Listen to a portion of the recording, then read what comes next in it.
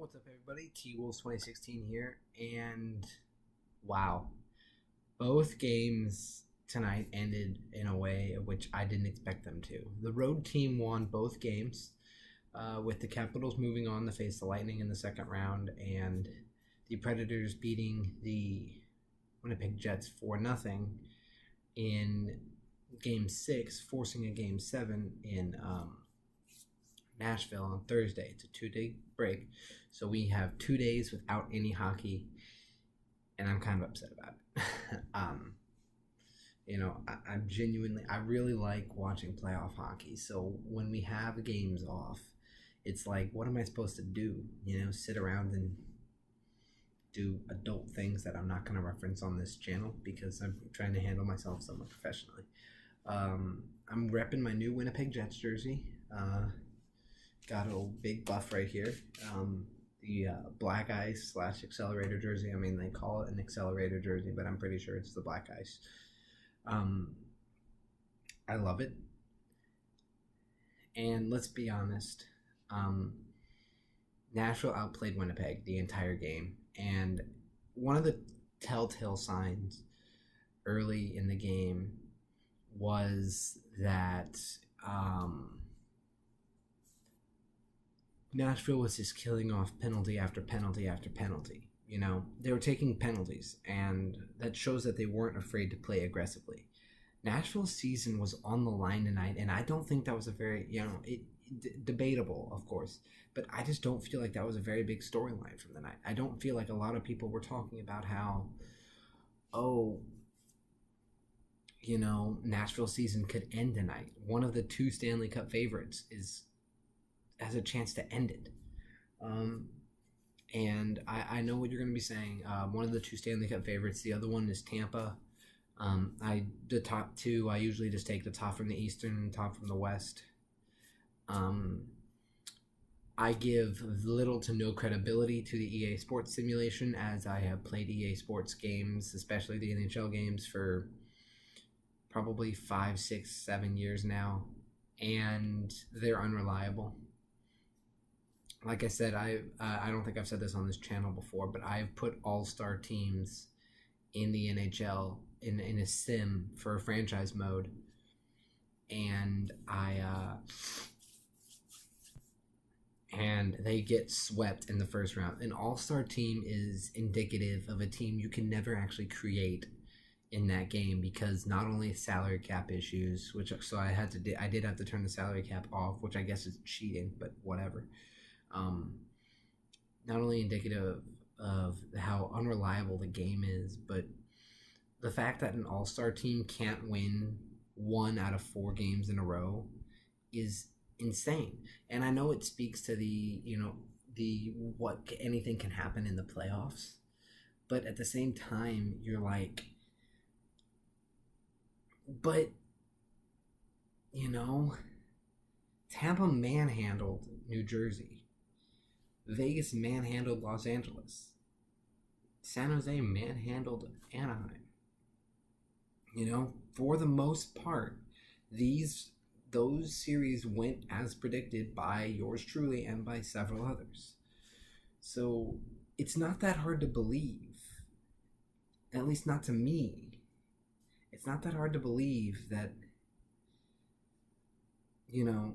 going forward, that I literally just lost my train of thought. Oh, yeah.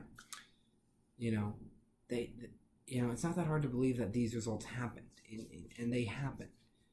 And the playoffs can be predictable, but very few people, including myself, saw the Boston series going 7 games. I didn't even think Boston could win it, but Boston did win it. I expected Minnesota to put up a little bit more of a fight. I didn't expect Colorado to put up as much of a fight. It's pretty interesting. So either way, the two playoff favorites are still alive in Nashville and Tampa. I'm really excited for Game 7 on Thursday. I think it's going to be a great game. I think it's going to be, a lot can happen in Game 7, and then we set the second round, because Either way, no matter how it goes, a team is coming out of the Western Conference that has never won the Stanley Cup. You're going to have Vegas versus either Winnipeg or Nashville. And neither Winnipeg nor Nashville has ever won a Stanley Cup. Tampa has won 14 years ago. Washington has... I don't think Washington has one, actually. But either way, you have a handful of teams that have never won the Cup. So you're going to have a lot of thirsty teams who are this close to winning or making it to that finals. Because anything can happen in the finals. That being said, I do want to touch on one thing that happened in the game. I usually don't touch on individual incidents unless I personally watch it and I personally go, what the heck? Patrick Rinne, after Arvidsson had scored his second goal of the night, the puck went in and came out of the net, and Rinne shot the puck at Arvidsson. I can commend Arvidsson for going back at Rinne because, that makes sense. But as a fan and just watching the game, that's kind of classless on Rinne's part. I think that and I get it, the playoffs are this huge moment, and you haven't been shut out at home for God knows how long, and you haven't been shut out this playoffs. You have to be frustrated because Rinne was one of the Maurice Richard candidates. So if he hadn't really slowed down his role in the last few games, I think he could have won the Maurice Richard over Alex Ovechkin, but Ovechkin won it. And Rinne finished runner-up. So it's proven in the regular season, that Rinne is a goal scorer. But as we've seen with the Capitals years and years and years, and even the Blues too, regular season success does not translate to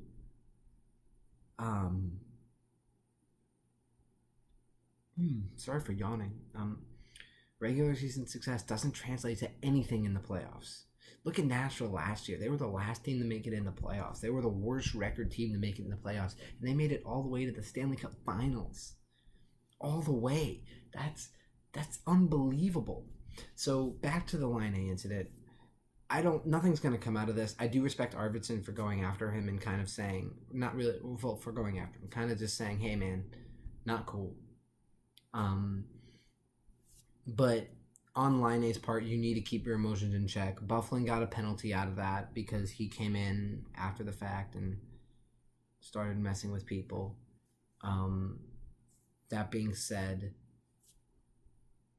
again, I get that the playoffs create this emotion, and I get that you want to win Game 6 in front of your home crowd who are so loud. You have two of the loudest arenas going head-to-head in Nashville and in Nashville with Bridgestone and Winnipeg in the Bell Center. But you have to keep your emotions in check. You cannot get frustrated because as soon as you show that you're frustrated, you are showing the other team that they are in your head. And it becomes a mental game. That's why in baseball, if you get hit by a pitch, don't rub the area where you got hit. You don't show them that you're, that it hurts. You have to, you have to show that you're tough. And in the NHL playoffs, you can't show that you're getting frustrated. And it's so hard when you're getting shut out in a game in which you are favored so heavily to win. Being predicted by almost everyone, including myself, to win this game. And you have all this pressure to win a game and you cannot do it. I get the frustration, but you cannot, you cannot lose the class you cannot lose the class of the game. You can't use you can't lose your head. And for Rinne, it was a heat of the moment thing. I don't genuinely expect him to apologize. If he does, I would be surprised. I don't expect him to apologize. It was probably a heat of the moment thing.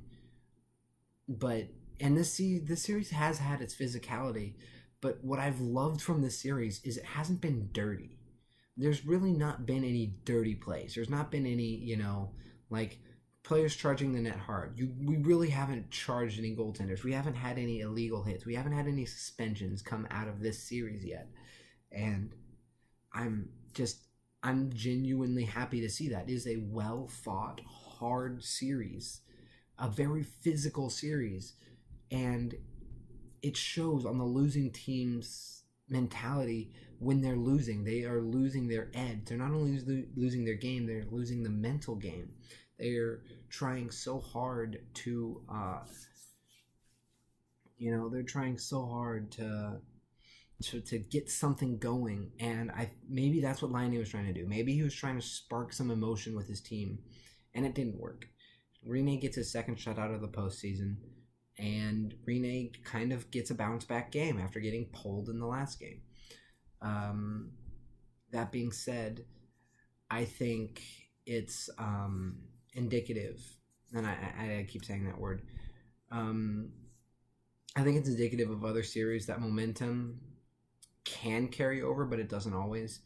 I think Bridgestone Arena is going to be louder than ever on Thursday night when the Predators are playing in Game 7 against the Winnipeg Jets. I think it's going to be an amazing game.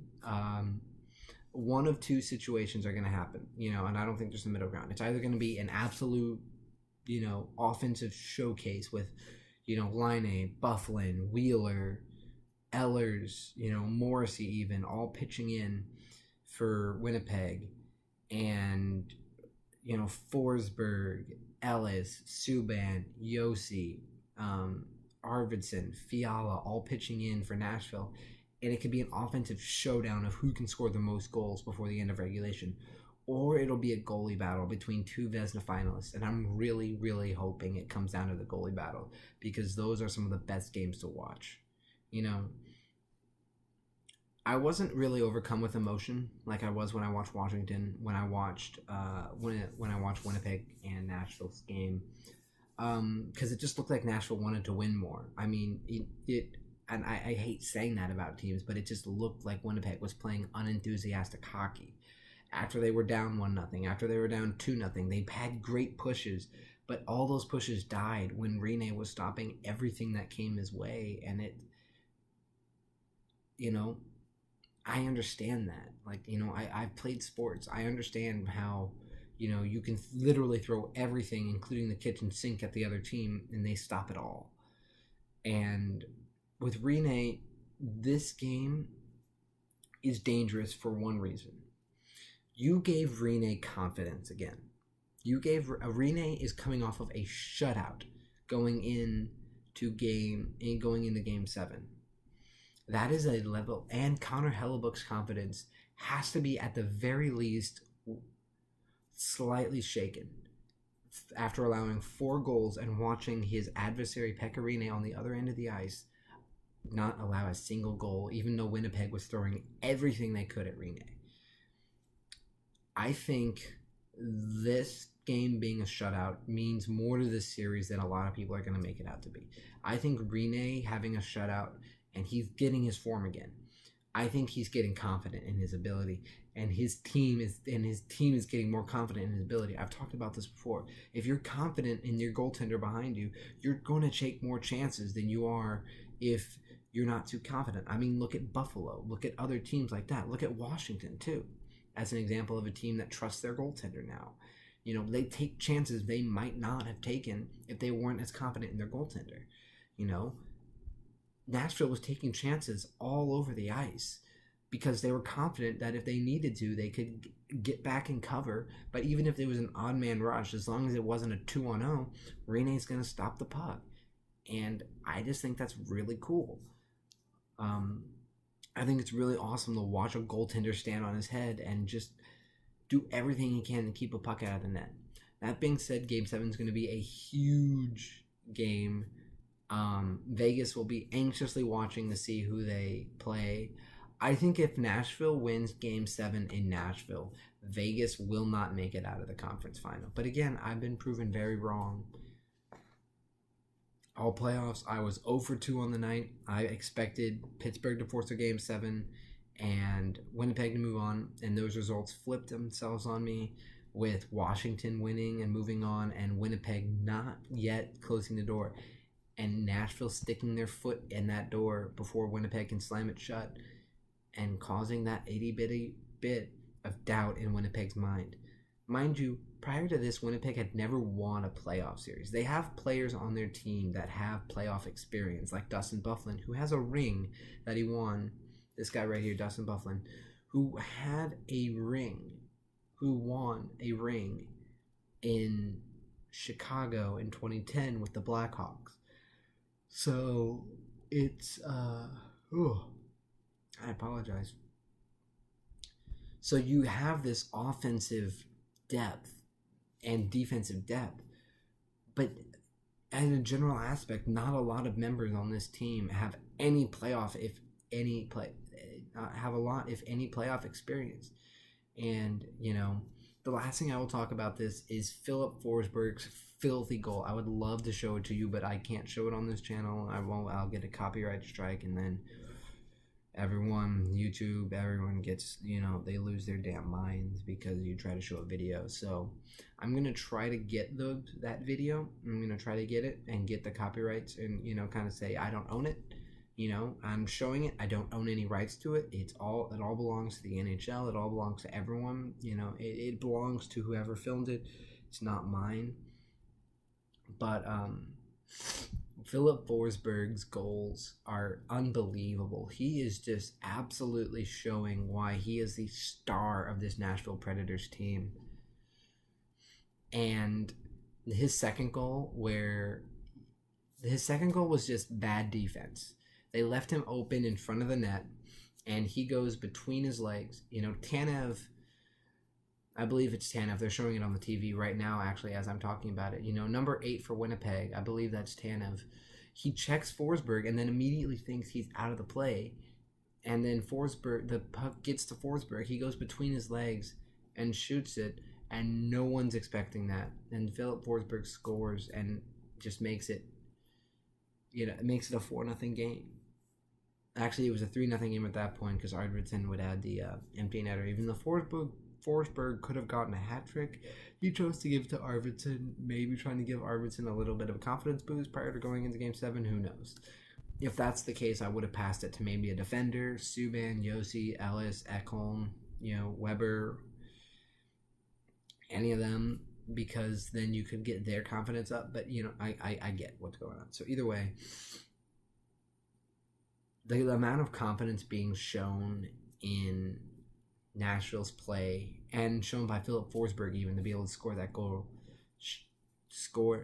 goal shows how Nashville is responding. This is how Nashville responds. Pekka Rinne, to this point, is undefeated following a loss. He every time he takes the loss, he comes back and he wins the game in these playoffs, and that's remarkable. He's been a remarkable player in bounce back performances. The issue is he isn't always able to carry that momentum through to the game after the rebound game. So he just has to stay in his mindset. So anyway, no matter however you found this video, thank you so much for watching. I hope you have a great night, evening, morning, dusk, dawn, whenever you're watching this. And I just, I really hope this next round of the playoffs is interesting. Have a great night. Peace.